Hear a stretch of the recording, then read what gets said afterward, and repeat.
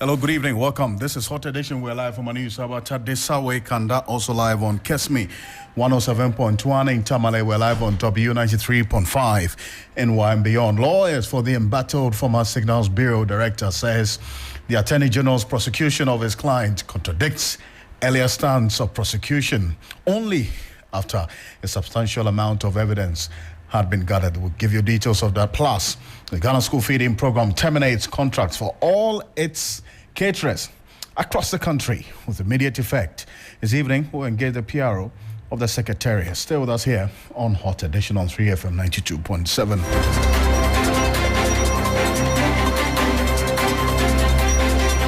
Also, the GGA to honor 24 individuals and institutions ahead of the World Press Freedom Day. We've got details for you here on Hot Edition, plus the latest in business and sports over the next 1 hour, 30 minutes.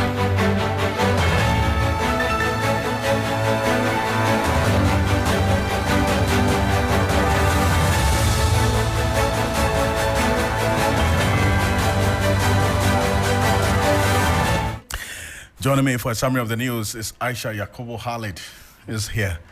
Please. Thank you.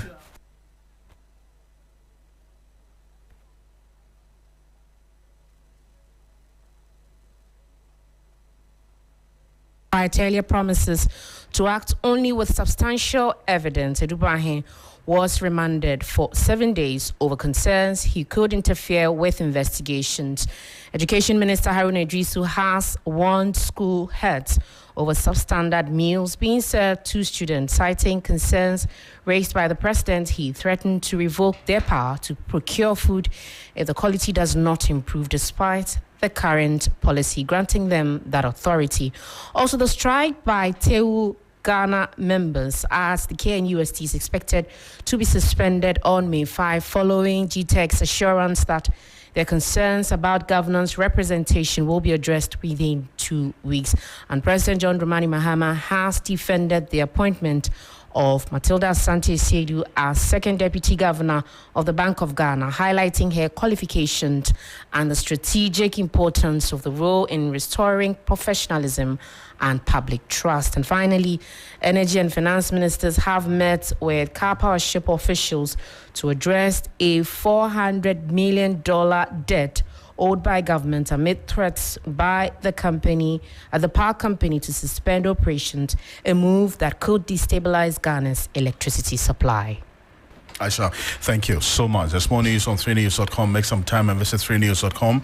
This is Hot Edition. We're live on Kesme 107.1 in Tamale and beyond, and also on W93.5 in and beyond. Lawyers for the embattled former Signals Bureau director Samuel Atachian say the Attorney General's prosecution of his client cancels his earlier resolve to prosecute only after gathering substantive amount of evidence. Kwabena Duboahin was earlier remanded by the Accra High Court for 7 working days after prosecution told the court he has the potential to interfere with investigation.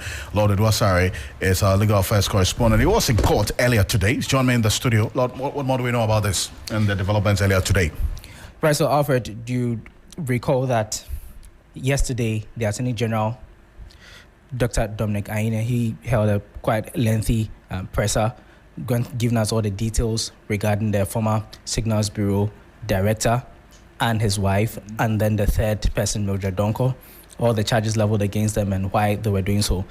And the day before, they were in court, and Alfred, you recall that the presiding judge in the matter, Justice Eugene Yante Nyadu, he said he wanted to have an in-chambers meeting with the defense lawyers and then the prosecution, because the Attorney General did not want the former Signals Bureau director out there, because he indicated that from the investigations, they have picked that Kwabena Duboahin is attempting to interfere with their investigations and also their witnesses. And so in court today, they met in chambers of the judge, but the Attorney General himself was absent. He was represented by Dr. Sremsai, the Deputy Attorney General, and then Samuel Sashan, the lawyer for Kwabena Duboahin, and then his wife and Mildred Donko. They were in the meeting for a little over an hour. He came out, and then the judge announced that he was going to remand Kwabena Edubuahin. Now, the prosecution wanted him to be remanded for 2 weeks, 14 working days, indicating rehashing their stance earlier that he has a potential to, as it were, interfere with the investigations. They also indicated that even before he was accosted earlier by Iyoko, it was quite cumbersome to get him, and so they indicated that it's flight risk, and so if he's not remanded for 2 weeks, there's going to be an issue.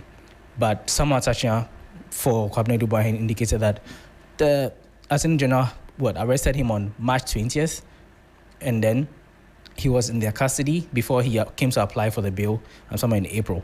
And so they had all the ample time, and so he was spraying the court to, as it were, give them 7 days. He didn't even say 7 working days. He wanted 7 days. So tentatively, Kwabena Edubuahin, we wanted him to be in custody for 5 days, and then he can be released over the weekend to his family.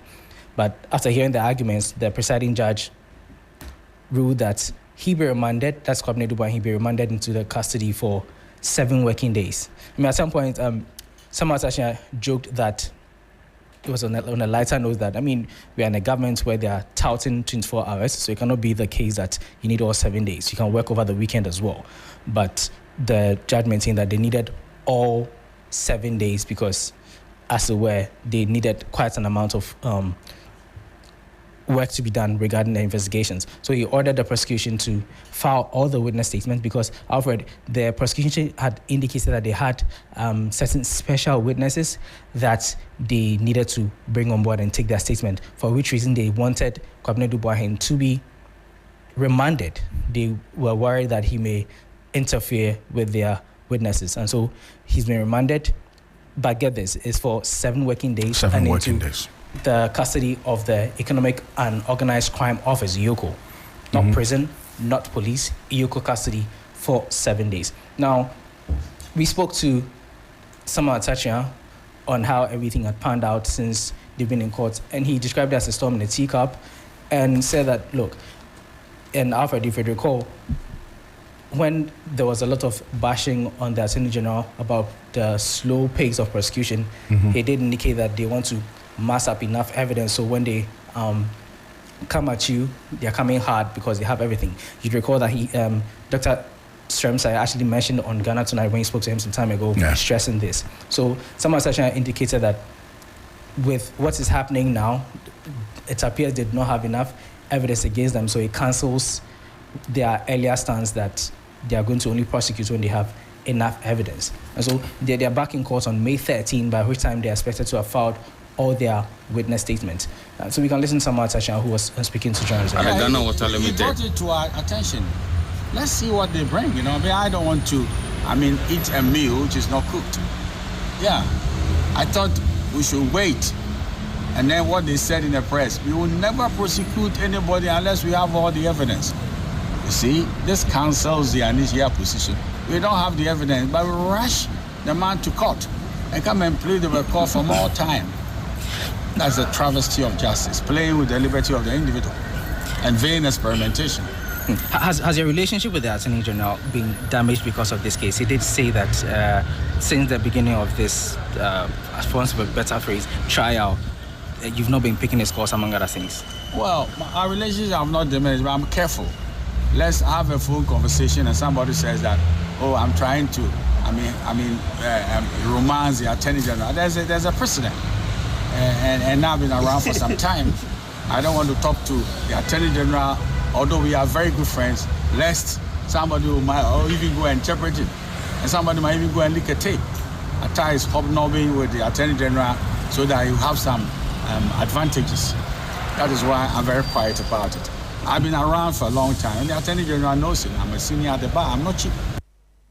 Well, so on that point that Samuel Atachia ended this, what we just heard him say he's a senior at the bar, he's not cheap, and that he is not going to be communicating on phone with Dr. Dominic Ayine, the Attorney General, and that was after you asked him the question. Indeed. What was the basis of the question, essentially? So, Alfred, when they were last in court, which was on Wednesday, right, the Attorney General, Dr. Dominic Ayine, he was peeved, indicating that he had been trying to reach Samuel Atachia called him several times on phones, but he wasn't picking up his calls.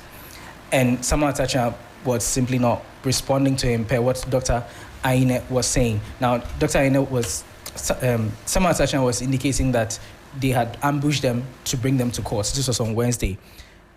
And Dr. Aine was saying that he's been trying to call him and wasn't picking up. And prior to this case, the Attorney General indicates that they've been very good friends, having very good relationship. They speak all the time. And suddenly, because of this case, it appears their relationship had been strained. And so Dr. Samuel Atacha, the lawyer for Kwabena Dubois, he was putting this in context, saying that it's not that they're still friends. He's just being cautious because there's been a precedent. And Alfred, I'm sure you know what he's talking about when he's referring to the former Attorney General, Godfrey Bradame, in the case of Ato Forson, where a recorded tape of his conversation with Jakpa was in the domain. And so Samuel Atacha saying that he's just being cautious, doesn't want that to be repeated in this case. I see. And Lord, appreciate you for this. And so this matter is back in court when? On May 13. May 13. Trial continue. Yes. Thank you. Lord Edwasari is legal affairs correspondent, giving us details of this. And let's see a bit further on this. Martin Pebo is private legal practitioner, joining us on the telephone right now. Counsel, good evening. Thank you so much for joining us here on Hot Edition. Samuel Atacha is making the point, in fact, condemning his client's prosecution. He says it's a travesty of justice because the Accra High Court took the decision to remand Kwabena Dubois in Iyoko custody for 7 working days, allowing the Attorney General's office to complete witness statements. Does this position have any merit in law? Well, you see, the thing is that both parties are arguing, okay, what they think is the strength of their cases. So the simple answer is that I'm not in a position to be able to answer it well without seeing all the depositions. And you see that they said they went into chambers. They went into chambers. Is that correct? Yes. So you and I have not heard what went on there. So we are all disabled. You can't answer this question well without knowing exactly what went on there. Because in law, the name of the game is evidence. So the evidence or the arguments that they went and did in chambers, we are both not privy to. So in the absence of that, I'm not able to say the judge is wrong in exercising that discretion. And also, the saving grace is that usually when it happens like this, it's an assurance that at the next sitting, the person will be, the accused person will be granted bail. So it's not something, I know 7 days is a long time. Of course, me talking to you, Mr. Ocansey, I'm the one who went to court to say that 48 hours is 48 hours. And so in our Ghanaian society, the Supreme Court has endorsed for us that human liberty is priceless. Priceless. That's Sophia Ekufu JSC writing. She repeated it a number of times, that human liberty is priceless. So we don't play with it. But when you go back, that's table number 4. But when you go back to table number 2, the Supreme Court makes it clear that it's at the discretion of the judge. So the things the judge heard, you and I have not heard. So it's difficult for me to say that the judge has been harsh. It's not like the Galamsey one that we all saw what was happening, that Oliver and Co. We said, no, that one, the courts didn't treat them well. You see, that one, we saw everything, and it was clear to us that Oliver and Co. were rather being very active citizens, and so what they did not merit remand. Yeah, so I'm aware that in times past, yes, the Galamsey cases, we called out everybody who played a role in keeping Oliver Bakavomawo, the other lawyers and the other activists, AMA governor, etc. Yes, I'm aware, but this one is different. It's different. Galamsey is killing all of us. So if somebody takes an initiative that will quicken, make duty bearers sit up to do something, you don't condemn the person by extending his time in custody. But here, that's not the one we are dealing with here. Here, at least, we are dealing with a case where our 49 million Ghana cedis is in the possession of Edu Boahen. We've not seen that 49 million Ghana cedis. So, and then I don't know what they spoke about in custody, in chambers, the one the media couldn't report on. So let's hasten slowly. And then, and also when such things are made, usually in law, sometimes you're able to file and go back that the judge should reduce the time based on new evidence and new circumstances. So sometimes don't be surprised that within the 7 days, attachment can go back to court. But for us as lawyers, it's not, I don't have the requisite information to pass judgment on the decision to remand Edubuahin for 7 working days. I think it's a very important point to make about what was discussed in chambers, which really, essentially in camera, we all were not there. Court correspondents weren't allowed in there. They could only report what they were told outside of the courtroom, outside of that meeting they had in chambers. And that's why I base a question on what Atacha said to the journalists afterwards. He is of the view that decision by the judge is a travesty of justice. That's what he said to the media, essentially playing with the liberty of an individual, that's his client, because he doesn't want to eat a meal which is not cooked. And so he thought that really there should be, he would rather wait. And then what the Attorney General said in the press, that they would never prosecute anybody unless they have all the evidence. This cancels that initial position, and that they don't have evidence, but they are rushing the man to court, and they come and plead with the court for more time. That's the position that he espoused to the media earlier today after the in-chambers meeting. Counsel. Yes, but you see that so far he's not telling us exactly what went on there in chambers. Has he? No, he did not. Mm-hmm. So that's the thing. So we have to be very smart. Yeah, we also have to be savvy that we don't jump onto a one-sided narration. In any event, that narration is not even about what happened in the chambers. So we all need to know what happened in the chambers before we can pass judgment. But as concerned citizens, we all are very concerned about the whereabouts of our 49 million Ghana. 49 million Ghana. I think at a point, I hope that's $7 million. That was equivalent to 49 million at the time, right? Yes, at that prevailing in rate. Yes. But, okay. But yes, but there's more. There are other amounts associated with this particular entire scandal that the Attorney General has detailed. So it's not just the 49 million. Excellent. So more, because a simple thing. Listen, there are certain things you don't even need a lawyer. Assuming this 49 million Ghana cedis that Ayene says Edubuahin pocketed, okay? Assuming it was false, it's not just 9 million that he transferred to the defense people, to buy the cyber defense system. Assuming it's not 9 million, if you pay them all the 49, and within this short period, you would have written to the people, and then you bring us evidence that, hey, Ayene made a mistake. Look, all of the 49 million went. We've not heard that. And we are all very concerned about that 49 million Ghana cedis. And we are not passing judgment, but we are concerned that so far it's been shown that we've lost 49 million. That's not a joke. That's not a joke. So if they want our sympathies, at least we should have heard that, this case, no, we transferred all the money to the Israeli company. So far, we haven't heard that. That one, when you are clean, you can't incriminate yourself. No. If they say you took 49 million, you didn't take 49, you transferred all to the company. It's as simple as showing the evidence. You don't need a lawyer to defend that. Here is a receipt. So we haven't heard about 49 million. And so if we see that the Attorney General is gone in there to ask for time, to do something about that, naturally, our empathy will be with the Attorney General because he's trying to recover money back to the public chest.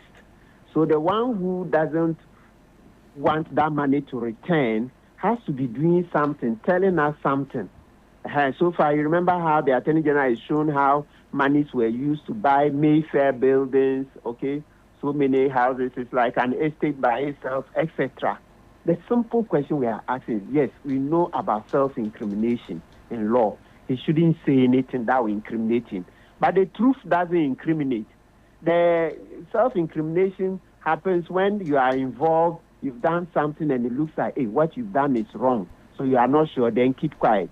But if you transferred, if anyone transferred all the money to the Israeli company, what is so difficult about saying that? Why would you even spend money on lawyers when you have receipts, when you have evidence that all the money went? I mean, I don't get it. Who would want to spend? And lawyers don't come cheap. And Atachia, you heard him in the video saying that he's not cheap. He doesn't come cheap. Atachia is of a high pedigree, so fees are expensive.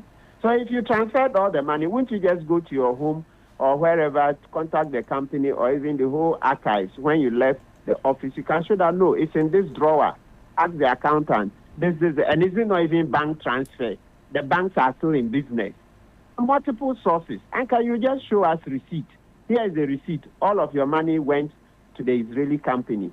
So if you haven't done that, then, and besides, the main reasons the judge remanded him were reasons that were advanced in chambers that we haven't heard, then it will be very difficult to come on Atachie's side, notwithstanding that Martin Pebu, I'm the one who championed Pebu number, all the Pebu cases. I mean, number 1, number 2, and number 4, they are all different aspects of bail.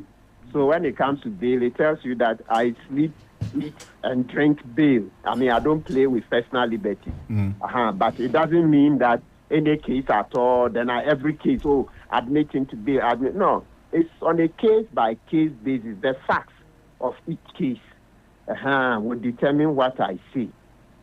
So that's the point. And I appreciate your thoughts on this, quite clearly stated. I thank you so much, Lawyer Martin Bebo, for your thoughts on this. You're welcome. And certainly we'll have to have a lot more conversation on this tomorrow on key points as well. So Absolutely. do appreciate your time. Absolutely. Indeed. All right. Martin Bebo is private legal practitioner joining us here on Hot Edition. But this is what the Attorney General, Dr. Dominic Ayine, indicated when he gave the latest update on Kobne Duboahin, his wife, and Mildred Donko. And then also one other, that is the artificial individual in the name of the company, 4 that have been sued as we speak, cited in this latest suit by the Attorney General. And the big update he gave 2 days ago, this is it. To decide. I respectfully disagree for a number of reasons. The first is that I said nothing at that press conference that suggested even remotely that their guilt had been predetermined. Far from that. As the Attorney General of this Republic, I am the first to acknowledge that no matter how watertight the evidence of a prosecutor is, the accused is still entitled to be presumed innocent until proven guilty. That is a principle enshrined in Article 19 of our Constitution. And I cannot go against that cardinal principle. The second reason why I disagree with those of my fellow countrymen and women who think that the matters are dealt with at these press conferences should be left to the courts is that the constitutions require that we act, at least in public office, with probity and accountability.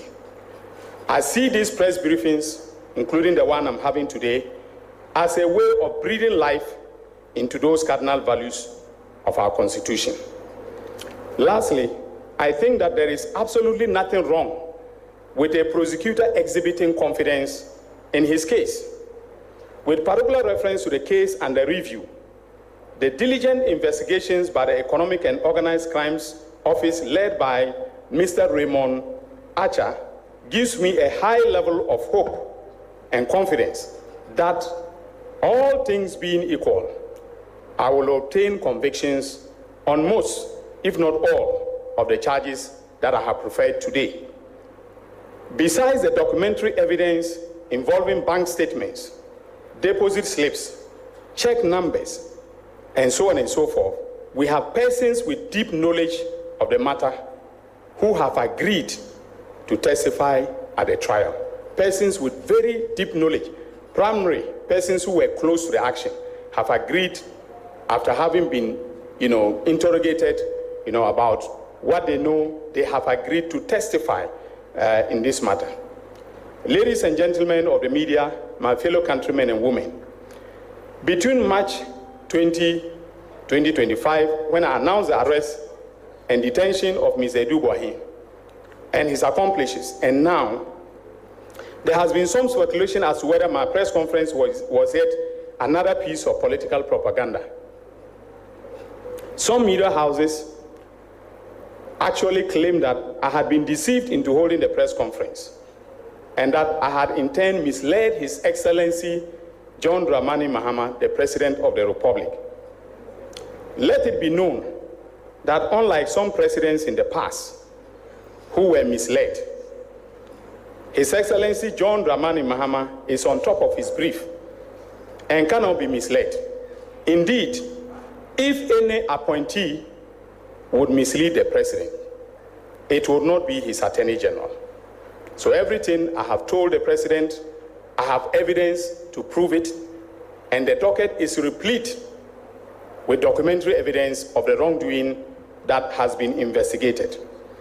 Having said that, I wish to let it be known that the delay in filing charges came about because our diligent investigation team came across yet another scheme hatched by Mr. Eduboahin, this time involving Ghana Water Company Limited. This criminal enterprise involved the purported provision of secured internet services to Ghana Water Company Limited by the erstwhile Bureau of National Communications, now National Signals Bureau. The contract documents showed that Ghana Water was to pay BNC, that is the national BNC, the sum of 650,000 Ghana cedis every 2 weeks for secured internet services from BNC, that is the Bureau of National Communications. However, for purposes of the payment, Kobina Eduboahin provided the account details of his company, BNC Communications Bureau Limited, to Ghana Water, which religiously paid for the internet services. As Dr. Dominic Ayine, Attorney General and Minister of Justice of the Republic of Ghana. There is live here on Hot Edition on 3FM 92.7. We're live on Kesme 107.1 in Tamale and on W93.5 in Y and beyond. The 3 persons, when just getting reports, have died, with 3 more injured in Kintampo, Techiman. That's a crash that happened not too long ago. A fatal collision occurred around 4 p.m. on the Kintampo-Techiman stretch between Manso and Tanobwase, involving a fuel tanker with the registration number GT8355-2024 and a tipper truck registration number GT53324. According to eyewitnesses at the scene, the crash happened as a tanker attempted to overtake another vehicle, veering into the path of the truck. That's a tipper truck also. Now, the impact of the collision resulted in 3 confirmed fatalities and left 3 others with severe injuries. Emergency services transported the injured to the Holy Family Hospital for medical attention. Personnel from various security agencies were present at the site to manage the situation and commence investigations into the cause of the crash. Now, let's link up with Bono is regional correspondent Belinda Tete, who has visited this accident scene for some more information on this. Belinda, what's the latest on this? What more do we know? Right. So the security classes, we had fire service, we had the police service, we had the ambulance service who were ready at the scene to make sure they managed the scene and also conveying investigations into the incident. And so that is the latest from the accidents that happened at the Kintampo stretch. I see, but you know this stretch quite well. I mean, living in the area. Is this an accident-prone area? Exactly, it is. It's a very accident-prone area. And for like in a year, I can't quite tell the exact numbers, but we get a lot of accidents on that very stretch. And the funny thing is, it's not a curved place that you say maybe it's part of a curve. It's quite a straight route. So I really do not know what the issue is. But we quite record a lot of incidents around that stretch. I see, and I know that the police and other emergency agencies who responded to this accident have been talking. What have they been saying about this incident as we speak? Yes, so I spoke to the police, and the police tells me that they are still on the investigations until any proper result is discovered. They can't really speak to me, but they told me what really happened, and they have been speaking to some eyewitnesses who gave me the narration, because I got there a little bit after 4, and so I wasn't there when the issue started. But the police gave me the account of what really went down, and they tell me that as and when any update comes up, I will be the person in contact to be informed. Belinda, I do appreciate you for this. Thank you so much for joining us. Thank you. Belinda Tete is Abono's regional correspondent, giving us an update on this rather unfortunate incident. In news we're hearing 3 persons have died with 3 more injured on the Kintampo-Techiman Road. A fatal collision occurred around 4 p.m. It's just about an hour and 30 minutes ago on the Kintampo-Techiman stretch between Manso and Tanoboase, involving a fuel tanker and a tipper truck. According to eyewitnesses at the scene, the crash happened as a tanker attempted to overtake another vehicle veering into the path of the tipper truck. Now, the Ghana Journalists Association will honor 24 distinguished individuals and institutions for championing press freedom and the cause of the association over the years. As it marks 2025 World Press Freedom Day, Ghana commemorates the day today, Friday, May 2, under the theme Celebrating Champions of Press Freedom and Ghana's Media Growth, Building a Resilient Media in the AI Era. Giants of the media landscape who have made significant contributions in upholding press freedom in Ghana will be honored. The annual daytime flag-raising ceremony will be held at the forecourt of the Ghana International Press Center, and the evening ceremony will be at the Alisa Hotel. We'll give you details of that shortly here on Hot Edition on 3FM 92.7. But away from that, into matters of education, because the Minister of Education, Haruna Idrisu, has expressed disappointment over the poor quality of food served students in various schools across the country. He criticized headmasters and headmistresses for supervising what he described as substandard meals, warning that the government may revoke their authority to directly procure food for their institutions if the situation does not improve. The warning came during the swearing-in ceremony of the Ghana Education Service Council in Accra. In line with the NDC manifesto, government policy allows school heads to manage food procurement to ease the burden on central government. However, Haruna Idrisu disclosed that a report from the president indicated serious concerns about the quality of food being served. Beyond food quality, the minister also raised concerns about rising indiscipline and insecurity in the schools.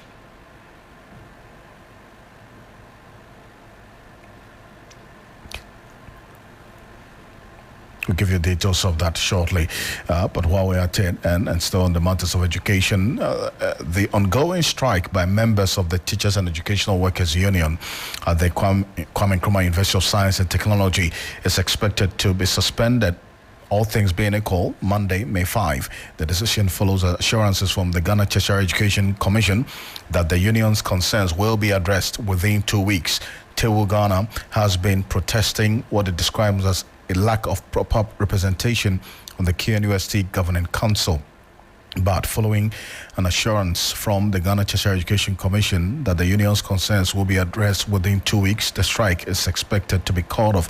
Director General of GTEC, Dr. Abdullahi Junapo, says the commission has no intentions of influencing representation on any university council. A one-day event. The council is set up for 4 years. The reason why TUGH is more or less apprehensive about these whole exercises, they want their interest to be what? To be represented on council. So if somebody is sitting on council, in as much as we are working towards resolving the issue, I think we are not even going to make a case whether the person should be suspended or not. What we want is the person who is representing that constituent, that group of people, must be the rightful person representing them. Hello? And we are going to work with them until teams. And let me state for the avoidance of doubt that GTEC do not have interest in this issue. We do not support TUC, neither do we support TUGH. We support the writing and we support the interest of the constituents, which is this group of people within that category, for them to be able to sit on council, to profess their ideas and how they can help to shape the forward march of the individual universities. Mind you, JTEC also has a rep on these councils. So I don't think it's about who sits on or who do not sit on. It's about representation. And I think that is what this whole thing is about. Thank you. Well, let's stay a bit further on this. But will the workers really call off their strike heat to this call? Let's get onto the phone lines now and get the KNUST chapter chair of TEWU, Charles Arthur. Mr. Arthur, good evening. Thank you for joining us. Good evening. Thank you for also having me. Great. And this, you had the Director General of GTEC there, Dr. Abdullahi Janapo, essentially making the point that he's not taking sides. They don't have any interest on who is represented on the board of any tertiary institution for that matter. And so he's going to make sure that the constituents' concerns are addressed. Convincing enough for you to call off the strike? Thank you very much. For now, yes, we have taken it in good faith because we have worked with him for some time. So it is our prayer that whatever that he has said this morning, he will take it into consideration and go ahead with it. For us, we have a firm belief that he will go ahead with it and ensure that come 16th, which in fact he has given us a invitation letter to that effect, it shows clearly that he is ready to resolve the matter. So come 16th May, we know this matter will have to come to its logical conclusion. So for now, yes, we'll go ahead as agreed this morning to suspend our strike pending settlement of this matter on 16th May. No, but let's just a quick recall. What exactly were the concerns, reason why you started this strike in the first place?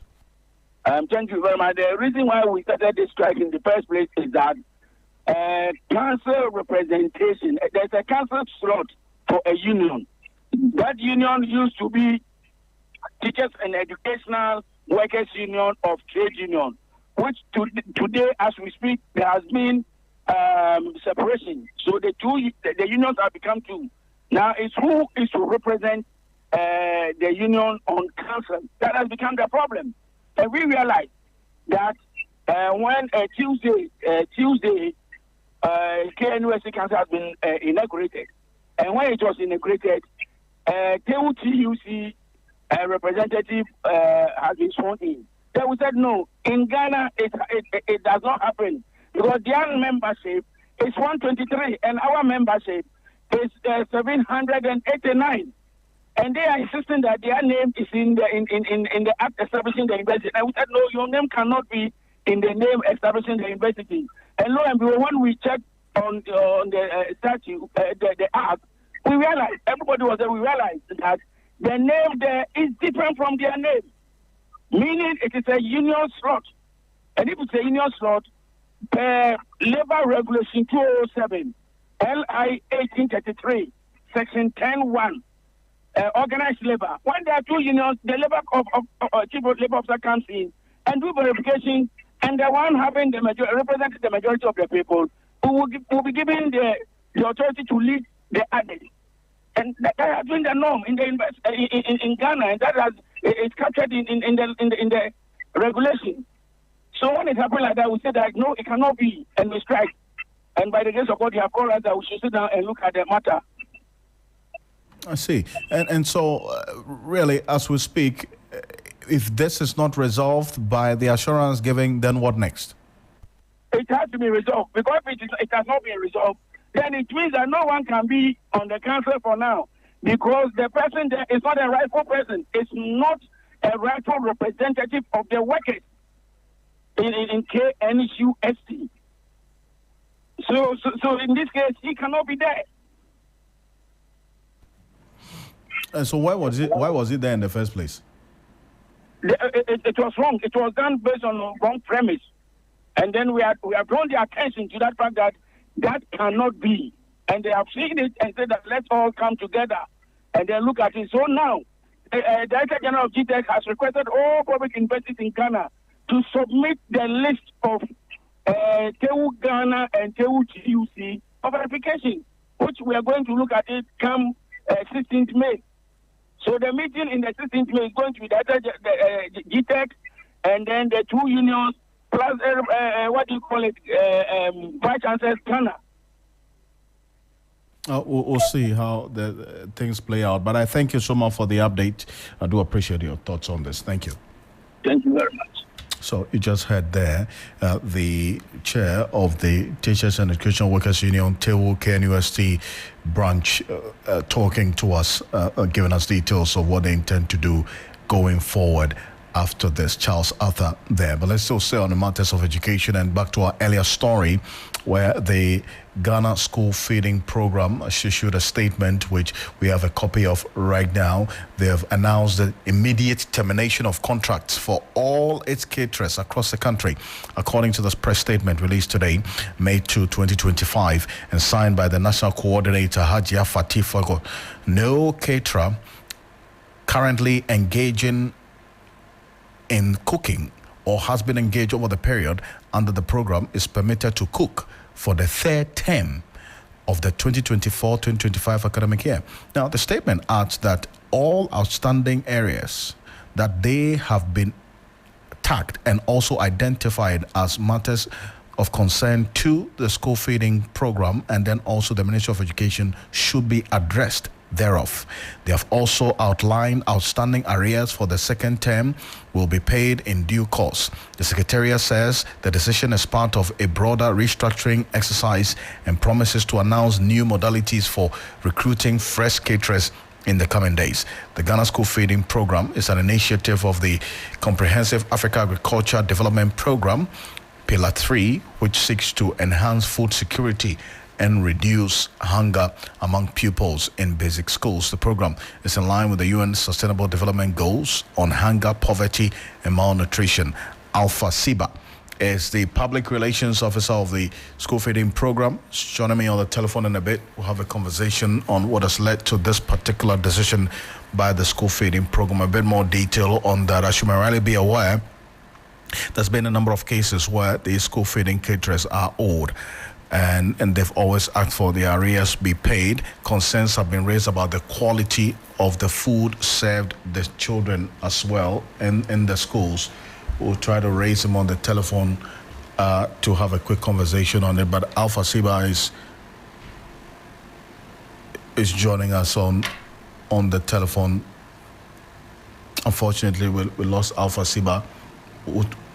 We'll try to raise him back on the telephone, some more details on this. But it's live here on Hot Edition on 3FM 92.7, also on Kesme 107.1. We're live on W93.5 in Y and beyond. Also, the Minister of Education, Haruna Idrisu, has expressed disappointment over the poor quality of food served students in various schools across the country.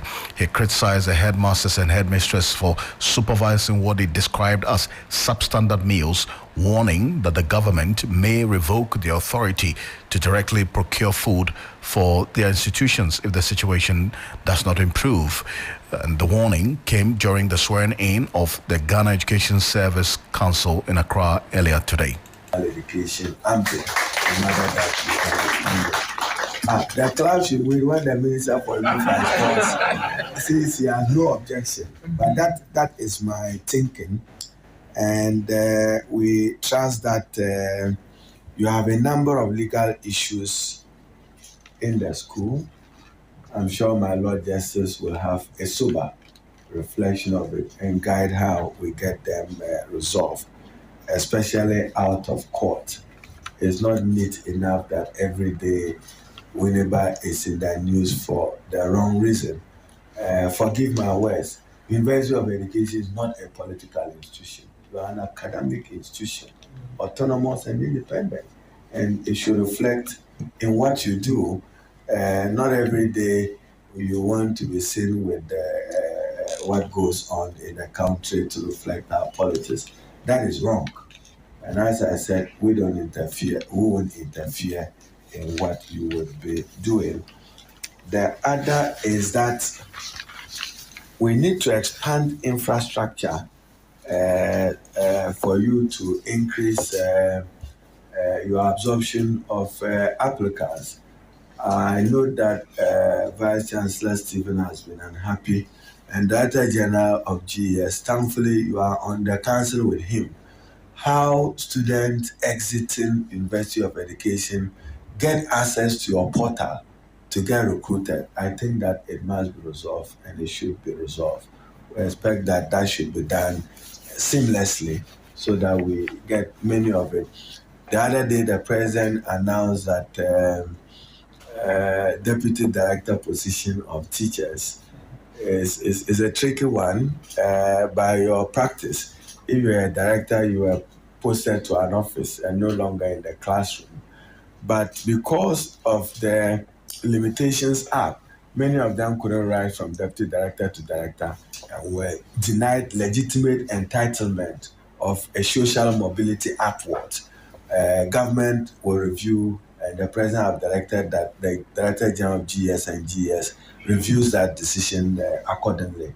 But on condition that the directors accept that even though you still be director, if there is no office for you, you can remain in the classroom and still give out your best, but enjoy the privilege and facility that is associated with that particular office. So, my Lord Justice, on this note, sorry to bring you quietly from your quiet retirement. Madam, thanks for the support. I still know that it was on Independence Day that I had to place a call. I hadn't seen you in a long time to confer with high authority if you would accept to play this role. So congratulations. I wish you well.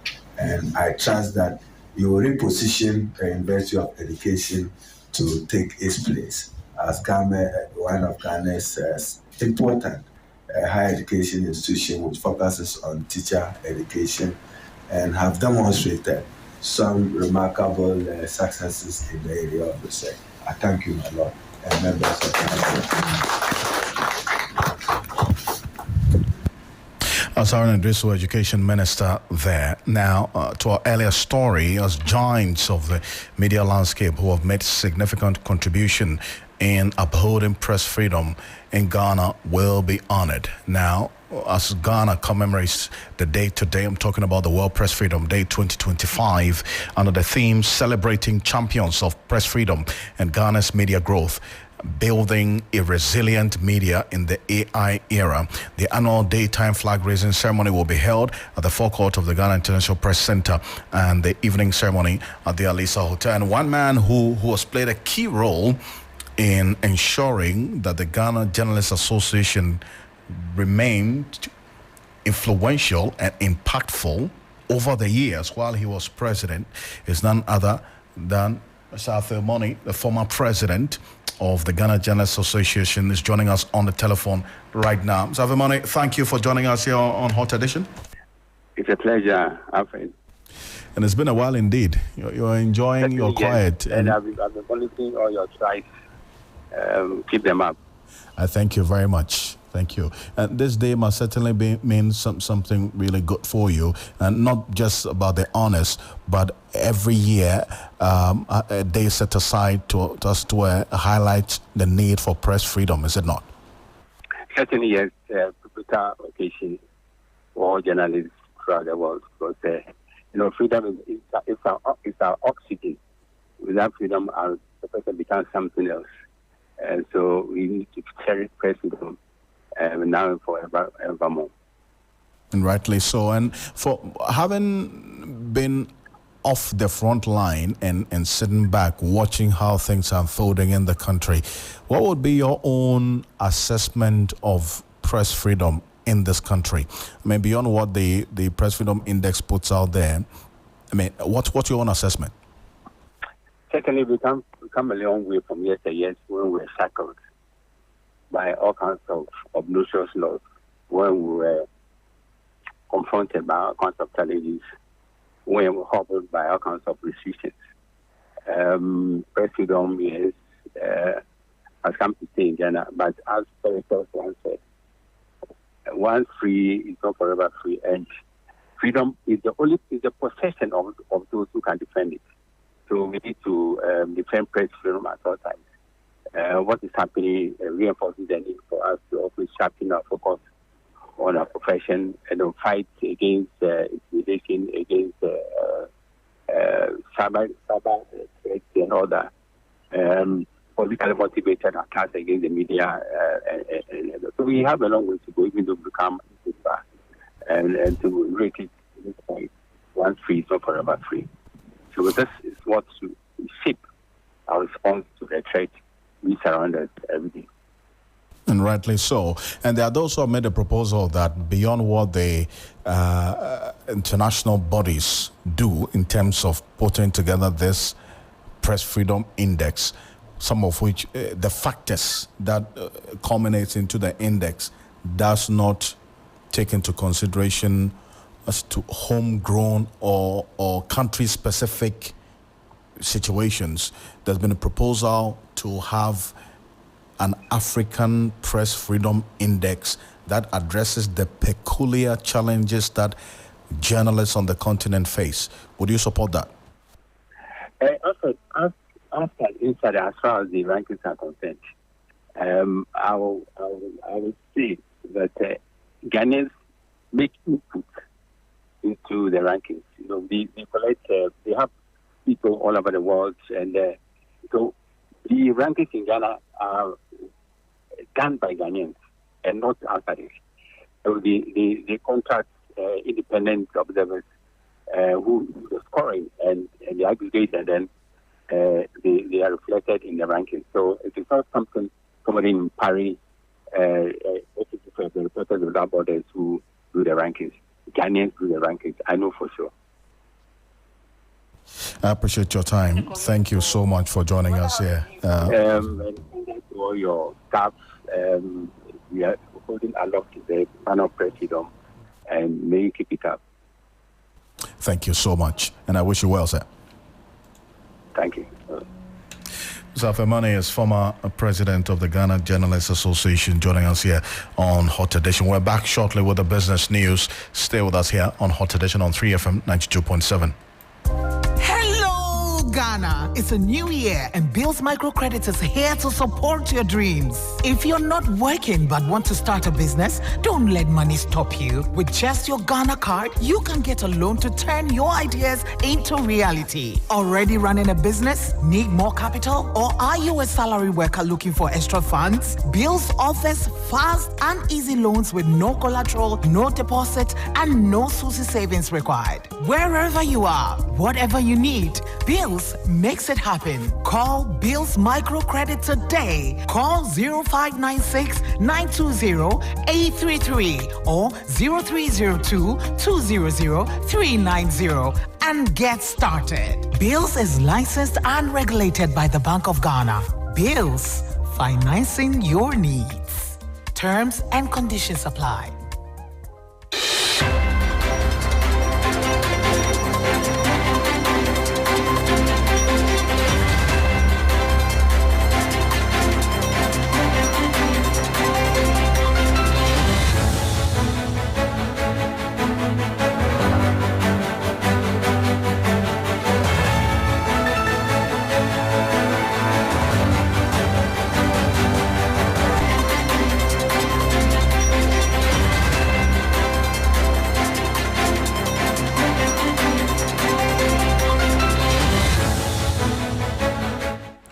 Hello, good evening. Welcome to the business segment on Hot Edition. Coming up tonight, Ghana Shippers Authority cautions shippers over engaging in unlawful practices, stressing it will not protect offenders. My name is Minu Afo. Stay with us for details of this and more.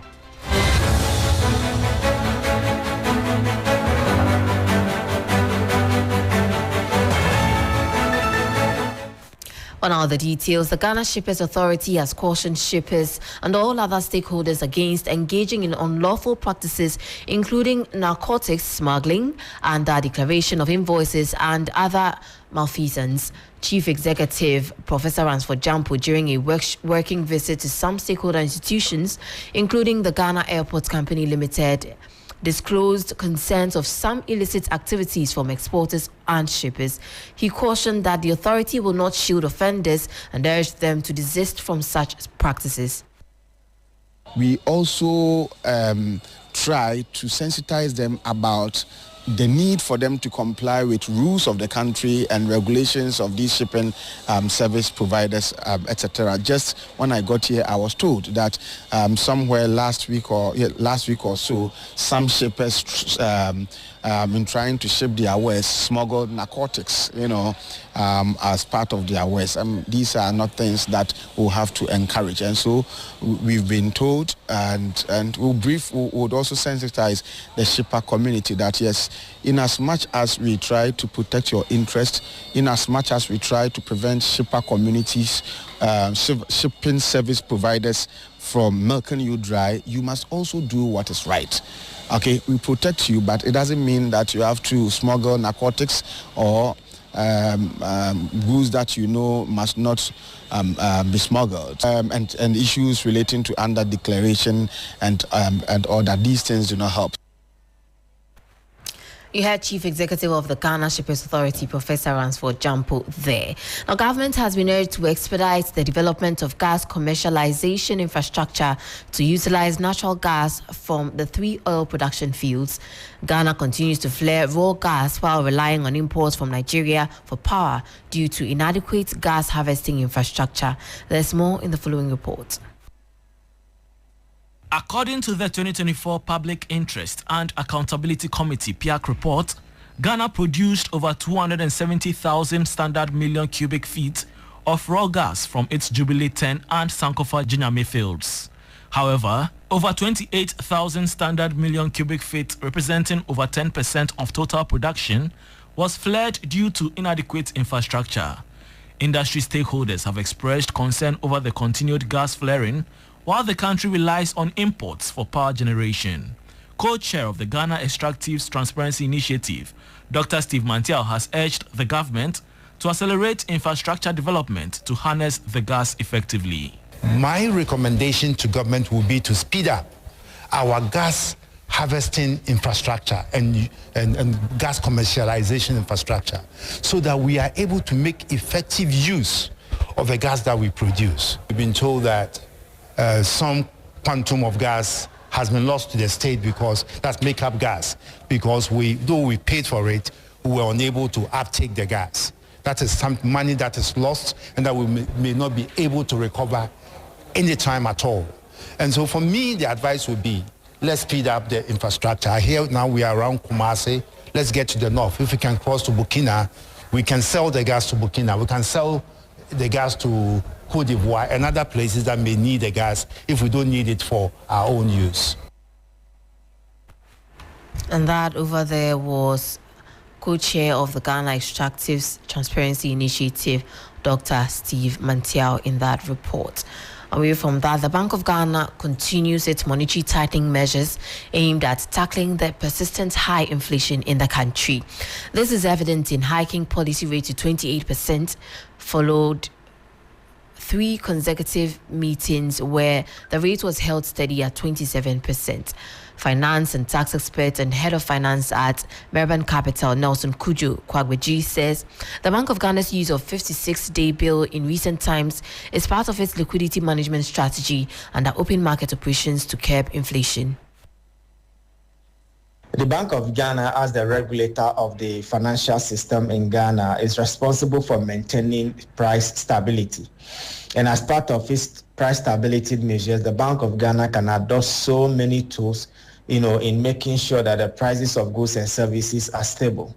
And one of those tools that the Bank of Ghana can adopt is the Bank of Ghana bills. Currently, the Bank of Ghana is using the 56-day BOG bills as an interbank liquidity management tool to absorb excess liquidity from the system. You will notice that with the rate of treasury bills coming down, a lot of investors are having excess liquidity. And this is a panacea for inflation. And so the Bank of Ghana is using the BOG bills, the 56-day BOG bills, as a monetary policy tool to absorb excess liquidity from the system in order to tame inflation. You heard the voice of finance and tax expert and head of finance at Merban Capital, Nelson Kuju Kwagbeji. There, well, that's it for business on Hot Edition. For more stories, please check out our website. It's 3news.com. My name is Menu Afol. Stay tuned. Sports News is up next.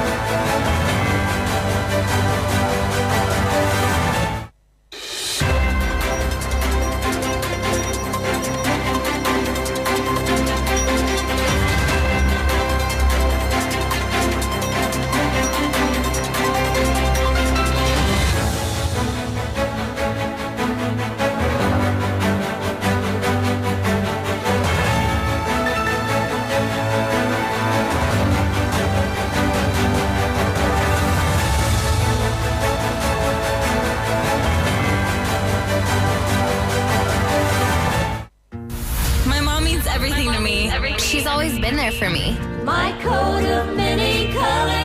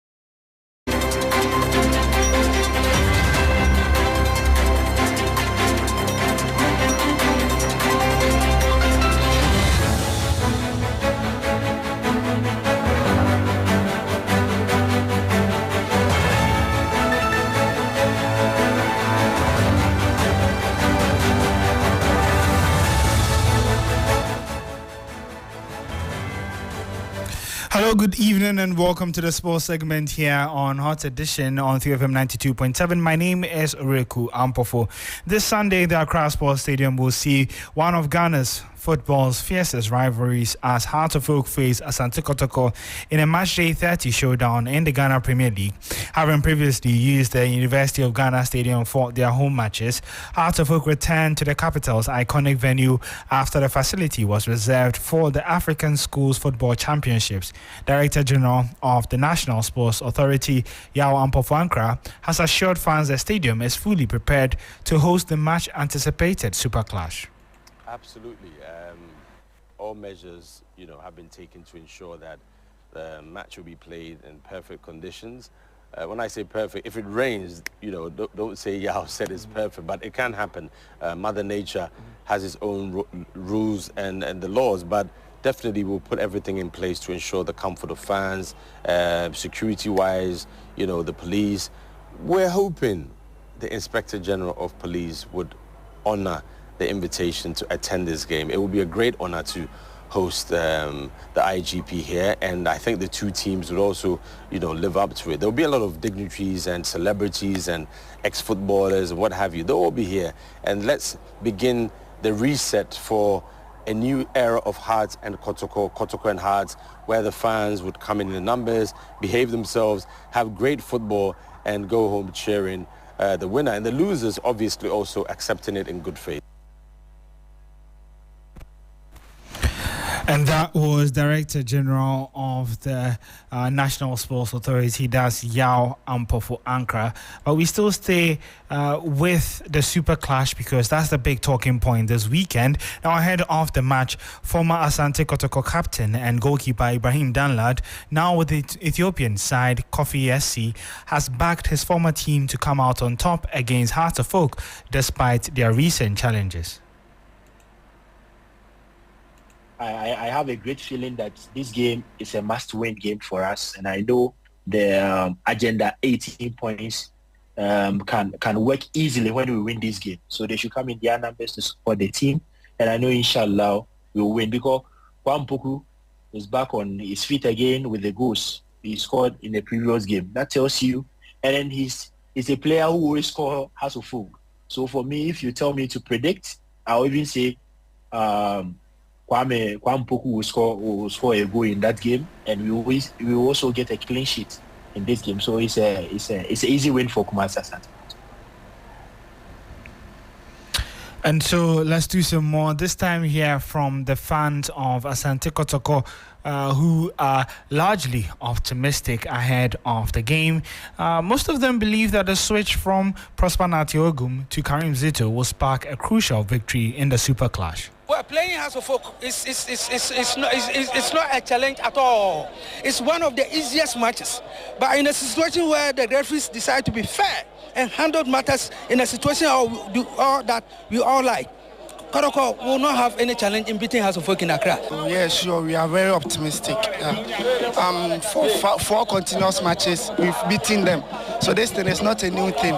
We are going to do it for the 5th time. And for them themselves, they know that we are going to beat them again. And it is going to be 5 on a trot. Obi ayashana to us 4 times a day. Omutimi nyebi, na omutimi nyebi suda. And it's just come Sunday. Because league in the You know, this is the Ghanaian version of the El Clasico. So as an ardent Kotoko fan, you don't expect me to say anything else. But I believe that against us, we have a good record. And the boys play as if they are possessed. I think we'll win. And so those were the thoughts of some Asante Kotoko fans. Let's now move from the fans to a legend of Asante Kotoko because Opoku Inti has endorsed the club's decision to part ways with Prosper Ogum, expressing confidence that Karim Zito has what it takes to lead the Porcupines to the title, even with BBNE Gold Stars currently in pole position. Seeing the matches, previous matches, and seeing this match, and those who are in front of Kotoko losing, I believe Kotoko is capable to take the league. I believe so. Deep down in my heart. They have to set a complacency. They should focus, train very hard, rest a lot to face House of Folk. If they are able to win House of Folk, I'm sure that Kotoko will win there. Well, before we go, let's get the latest from the ongoing Under-20 Africa Cup of Nations, where Group C action began later today with Senegal, who are the reigning champions of the competition, facing Central African Republic. That game ended in 1-1 between the two sides who could not be separated. Currently, the other two groups